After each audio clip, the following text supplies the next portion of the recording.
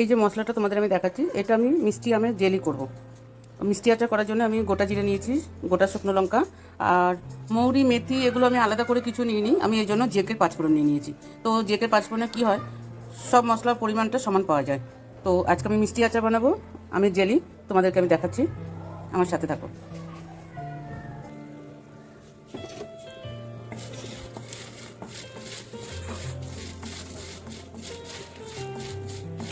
আমি সব মশলাগুলো ভেজে নিচ্ছি।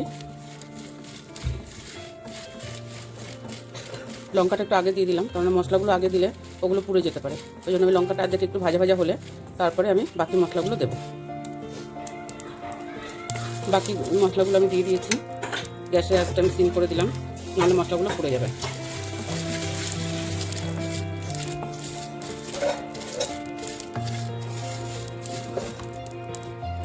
দেখো মশলাটা আমার ভাজা ভাজা হয়ে গেছে। এবার এটা আমি ঠান্ডা করবো, করে আমি মিক্সি জারে এটাকে গুঁড়ো করবো। দেখো কি সুন্দর গন্ধ বেরিয়েছে মশলা থেকে। তো মশলাটা আমার ভাজা হয়ে গেছে, তোমরাও দেখতে পাচ্ছ মশলা কালার চেঞ্জ হয়ে গেছে কিন্তু। এবার আমি এটাকে একটু ভাপিয়ে নেবো। ভাপিয়ে নিলে কি হয়, টকটা অনেকটা কমে যায় আর আমটা খুব সফট হয়ে যায়। এই জন্য আমি এটাকে একটু সামান্য জল, একটু নুন আর একটু হলুদ দিয়ে আমি এটাকে ভাপিয়ে নেবো। তোমরা সাথে থাকো, দেখো আমি কীভাবে করছি। আমি একটু হলুদ দিয়ে দিচ্ছি, কালারটা ভালো থাকবে, নাহলে না কালো কালো হয়ে যাবে আমটা। একটু হলুদ দিলাম, একটু নুন দেবো, তাহলে টকটা কম লাগবে। একটু জল দিয়ে দিলাম ভাপানোর জন্য, 1 গ্লাস জল দিয়েছি। প্রেসারের ঢাকনাটা লাগিয়ে দিলাম, তবে সিদ্ধটা তাড়াতাড়ি হয়ে যাবে। আমি একটা সিটি দেবো, বেশি দেবো না। গ্যাসের আগুনটা একটু বাড়িয়ে দিলাম।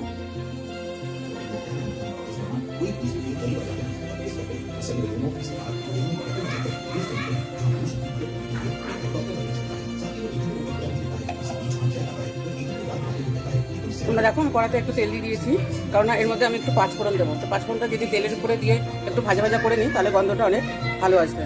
তাই আমি একটু তেল দিয়েছি, তেলটা গরম হয়ে গেছে। তোমরা দেখো এবার আমি পাঁচফোড়নটা দেবো।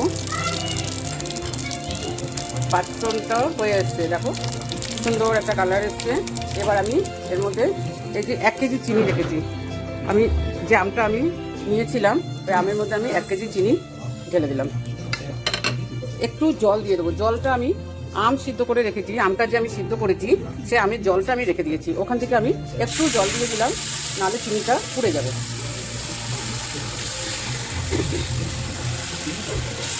এবার চিনিটা আস্তে আস্তে গলে যাবে।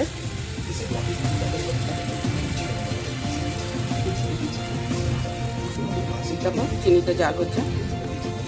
চিনিটা গলার জন্যই আমি আম সিদ্ধ করে জলটা দিয়েছি। চিনিটা যখন গলে গিয়ে জাল হবে, তারপরে আমি সিদ্ধ করা আমটা দেবো। আমটা আমি সিদ্ধ করে রেখেছি, সিদ্ধ করা থাকলে, তবে আমার সিদ্ধটা একটু বেশি হয়ে গেছে।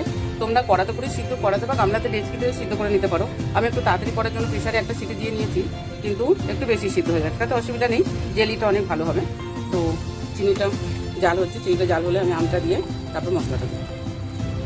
তোমরা দেখো চিনি জাল হয়ে গেছে, আর দানা দানা নেই। তো তোমরা দেখলেই বুঝবে, চিনি যখন গলে যাবে তখন তোমরা বয়েল করা আমগুলো আস্তে আস্তে ওর মধ্যে দিয়ে দেবে।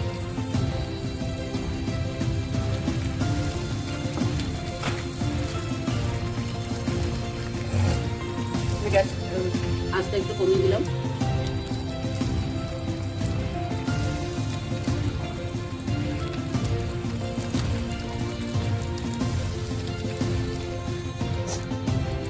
তোমরা দেখো আমার আচার প্রায় হয়ে এসছে, একদম চিনিটা গলে আমের সাথে মিশে গেছে এবং গ্রেভিটাও খুব ঘন হয়ে গেছে।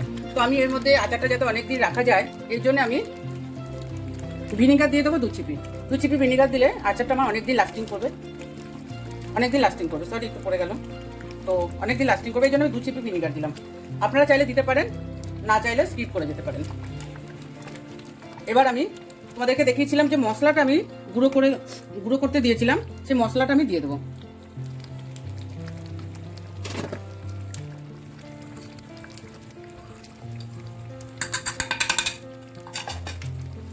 মশলাটা আমি দিয়ে দিয়েছি, এবার একটু ভালো করে মিশিয়ে দেবো।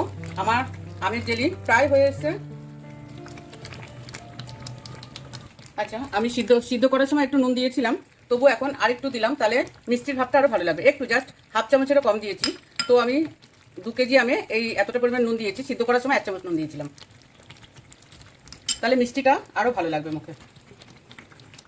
আচ্ছা তোমরা দেখো আমার আচার প্রায় হয়ে গেছে। দেখো জেলিটা দেখো তোমরা কত সুন্দর হয়েছে। তো খেতে কেমন হয়েছে তোমাদেরকে পরে জানাচ্ছি, আর আচারটা কেমন হয়েছে তোমাদেরকে আমি দেখাচ্ছি।